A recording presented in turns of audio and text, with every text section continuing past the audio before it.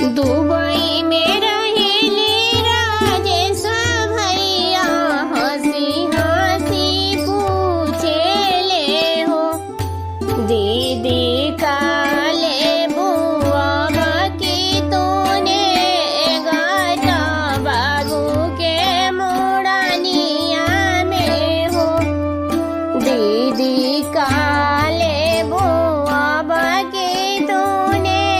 गाता बाबू के मुड़निया में हो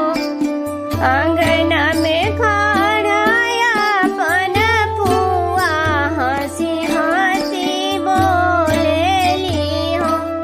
भैया भैलो में कैला करार ताया झूले ना दिहला तू हो भैया भैलो में कैला करार ताया झूले ना दिहला हो अब की चैन मन गवाले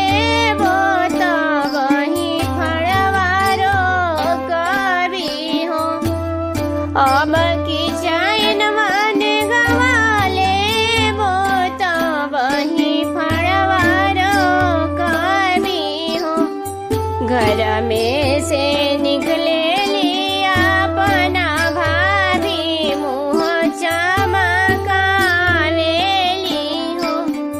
घर में से निकले लिया अपना भाभी मुँह चमकावेली हो ए ननद बबुआ के काजर ना लगावलू कैसन नेगवा खोजेलू हो ए ननद भइलो में थरिया ना बजावलू चैन कैसन मांगेलू हो जाहू राजा दीहे चैन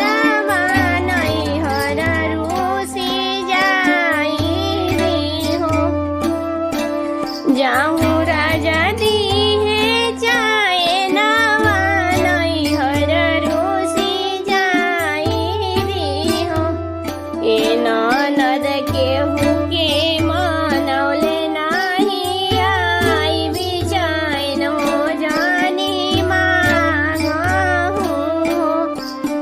ए ननद केहू के